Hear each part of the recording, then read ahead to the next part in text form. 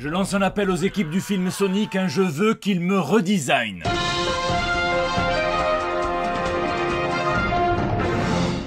Alors ce n'est pas du tout pour être bleu, hein, pour ça j'ai des très bons amis qui peuvent me faire finir bleu avec le budget d'un petit court-métrage amateur. Non, c'est pour pouvoir tomber ma pile à lire aussi vite que le hérisson. Ah, j'ai pas pu m'empêcher d'éprouver un certain plaisir hein, quand j'ai vu Sonic lire des bons vieux comics de Flash. Je remercie tous ceux qui sont venus nous voir au Eurofestival le week-end dernier, vous m'avez fait plein de cadeaux, c'était un plaisir de rencontrer pour la première fois Siegfried Wurtz et Fred Famchong, donc qui étaient disponibles sur mon coin, qui n'ont pas arrêté de dédicacer, avec Bruno et Bessadi et Yann Valani aussi qui étaient là et qui ont été des guerriers hein, jusqu'à la fermeture. Merci aussi d'avoir assisté aux animations, la conférence hein, qui apparemment vous a intrigué puisque les stands des libraires se sont fait dévaliser du livre de Siegfried, et puis le quiz, hein, et je remercie Nous sommes des héros qui m'ont donné 3 lots, donc le Mjolnir et les 2 bagues hein, qui ont été remportées. Ils ont même rajouté un lot pour l'heureux perdant qui avait été vaillant et qui s'est fait détrôner au dernier moment. Enfin, moi j'aime bien que tout le monde reparte avec quelque chose. Notre prochain rendez-vous c'est dans pile une semaine, le 20 novembre à partir de 15 h à Contes, au-dessus de Nice, où la médiathèque fait donc une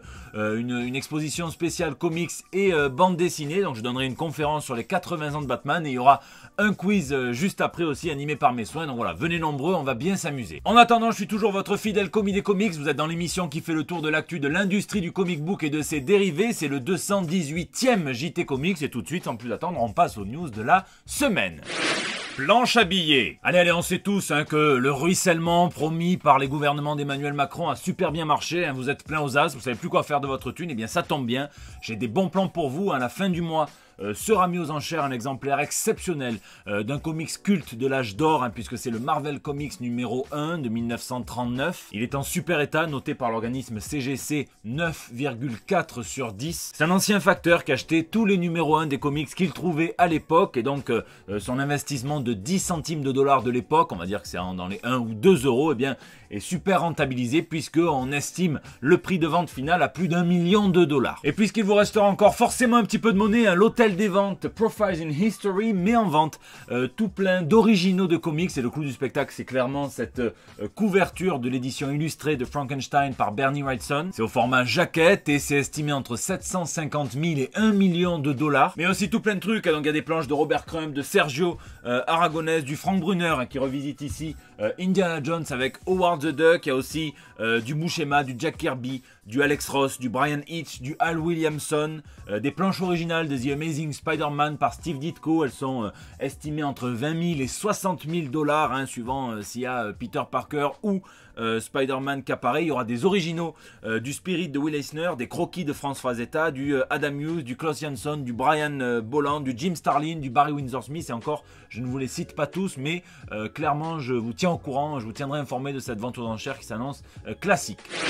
Chien de gardien. Nous sommes en plein dans une nouvelle forme de Watchmen Mania, hein, initiée en partie par la série de Damon Lindelof, par la 678e édition noir et blanc annotée avec un petit peu de couleur et une nouvelle couverture de Watchmen par Urban Comics, un ouvrage théorique par Aurélien Lemans chez Aedon Éditions. Et vu le contexte un petit peu tendu entre DC et Alan Moore, qui ne veut plus qu'on ajoute des nouveaux chapitres à son œuvre, hein, mais qui en même temps ne peut rien y faire, eh bien il n'est pas étonnant de voir des gens essayer de surfer pour faire un petit peu le buzz. Ils n'auront évidemment aucune visibilité dans ce JT.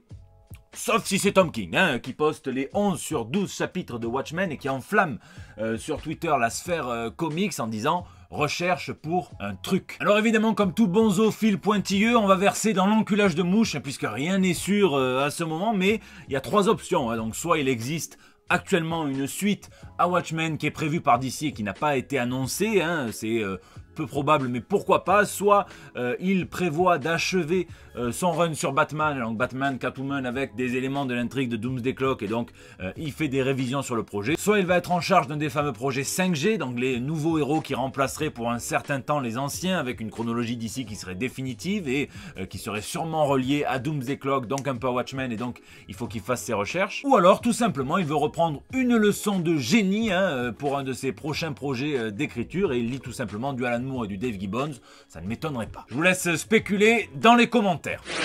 figue dure. Il a récemment été promu superviseur de tout Marvel, même des comics, puisque CB Cebulski travaille désormais sous sa supervision. Kevin Feige est devenu clairement l'une des personnalités les plus puissantes de chez Marvel Disney, et cette semaine il a un petit peu remis les points sur les i gentiment, mais avec un peu tout le monde. A commencer par sa propre famille, puisqu'il a squint un tout petit peu Ike Perlmutter, donc ce riche homme d'affaires qui avait racheté Marvel à l'époque où la boîte était en galère, qui est connu pour son étroitesse d'esprit. N'oubliez pas qu'il avait enterré les licences X-Men et Fantastic Four à la suite d'un mauvais meeting avec la Fox. C'est un très proche conseiller de Trump. Il aurait dit devant tout le département de produits dérivés que bien tous les noirs se ressemblaient un petit peu, donc c'était pas grave si on changeait Terrence Howard pour Don Cheadle. Les relations entre lui et Feige ont toujours été un petit peu conflictuelles, au point qu'en 2015 Feige a été promu pour ne plus avoir à répondre à Perlmutter mais directement à Disney. Et lorsqu'on lui demande si les prises de position de Ike Perlmutter sur la diversité ont à voir avec les récents changements de Marvel Studios qui semble vouloir inclure encore plus de personnages de sexe et d'horizons complètement différents, eh bien il semble confirmer, puisqu'il renvoie au livre du grand patron de chez Disney jusqu'en 2021, Bob Iger, qui disait par exemple que Perlmutter ne voulait surtout pas d'un film Black Panther, qu'il a tout fait pour l'empêcher. Il devait avoir peur qu'on confonde tous les acteurs. Et poli, mais quand même, Feige déclare, le changement était pertinent à l'époque.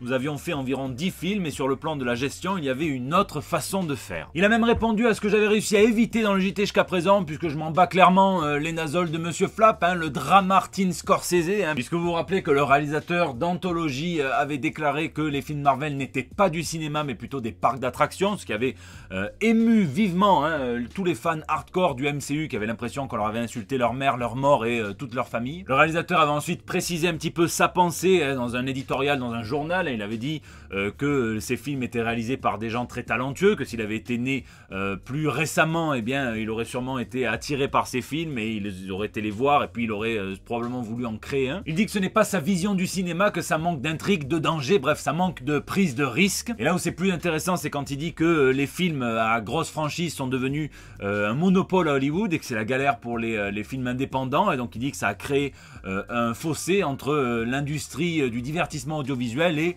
le cinéma. Bon, il campe un petit peu sur ses positions, on dirait qu'il découvre tout fraîchement Hollywood et il oublie un petit peu qu'il a produit le film Joker, que j'ai vu cette semaine, et en termes de prise de risque, enfin on en reparle à la fin. Et Feige répond en disant que oui, justement ils prennent des risques. Il dit oui, mais on a fait Civil War dans lequel deux de nos persos les plus populaires s'affrontent dans un combat physique et théologique intense. On a tué la moitié de nos personnages à la fin d'un film. Alors là, soit il parle de la phase 3 quand il a décidé de basculer la moitié des projets de films sur Disney+, soit il parle de la fin d'Infinity War, mais là Kevin, on savait qu'il reviendrait quand même.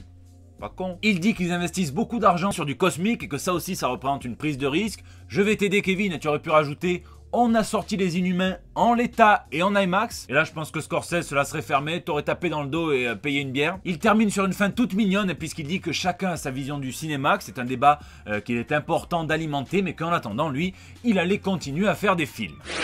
L'homme de bois. Superman est clairement un héros en bois. Oui, je l'ai toujours dit, mais commencez pas à vous exciter parce que cette fois, c'est moi qui ai 100% raison, puisqu'un étudiant du Nebraska s'est amusé à sculpter le super-héros dans un tronc d'arbre en espérant que Marvel ne porte pas plainte pour crossover illicite avec Groot. L'histoire est marrante, lorsque le propriétaire de ce terrain a vu que l'arbre était en train de mourir, eh bien il l'a abattu et il a gardé le tronc, il a contacté tous les sculpteurs sur bois de la région pour en faire justement un Superman, et ils ont tous refusé en prétextant que c'était trop dur, sauf un étudiant justement qui a dit que le plus dur, eh bien, c'était les proportions. Effectivement, on voit que ça n'a pas été facile. Mais en tout cas, il l'a fait, ça lui a pris 1 an de travail et ça reste un très beau projet. Ennisverse. J'ai plein de trucs à vous dire sur Garth Ennis, le scénariste de The Boys, qui a été adapté en série télé sur Amazon. Le tournage de la seconde saison s'est achevé. Ça sortira mi-2020. Ça promet d'être sanglant comme Jaja, puisque apparemment à Toronto, il y a eu des problèmes de tournage. La mairie a appelé les équipes pour leur dire non, vous allez faire ça ailleurs, puisqu'il y avait une scène où il y avait une centaine de figurants qui devaient subir l'attaque d'un super-héros foireux, donc ils étaient couverts de sang et ils devaient courir comme s'il y avait eu une grosse attaque, et que ils ont fait ça très très proche du quartier où il y avait eu l'incel qui avait foncé dans la foule en tuant 10 personnes, ça parce qu'il n'arrivait pas à se trouver une meuf, et la municipalité ne voulait pas que les gens du quartier revivent ce genre de scène, même si c'était de l'entertainment. Garth Ennis qui va débarquer dans vos bibliothèques avec 2 titres exclus en VF, puisque l'éditeur qui ne dort jamais, un Comics Initiative, a lancé sa campagne de financement participatif pour Caliban.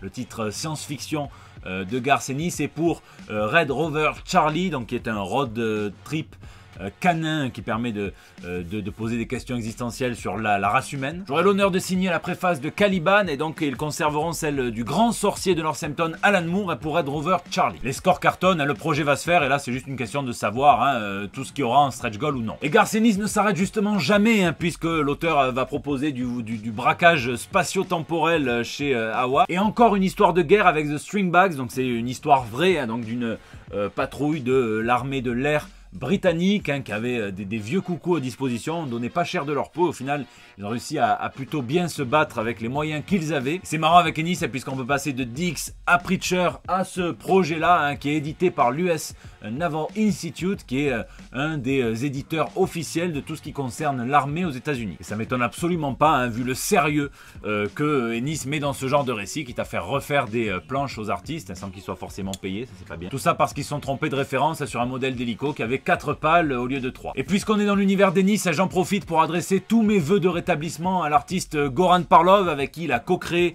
Barracuda, qui a illustré beaucoup de son Punisher Max, qui a illustré aussi avec Mark Millar Starlight, qui a fait un AVC, ça fait une quinzaine de jours qu'il est à l'hôpital, j'ai eu l'occasion de le rencontrer, c'était un mec super, donc j'espère, il a le sourire apparemment, j'espère qu'il se rétablira très vite et qu'il pourra retourner boire des coups.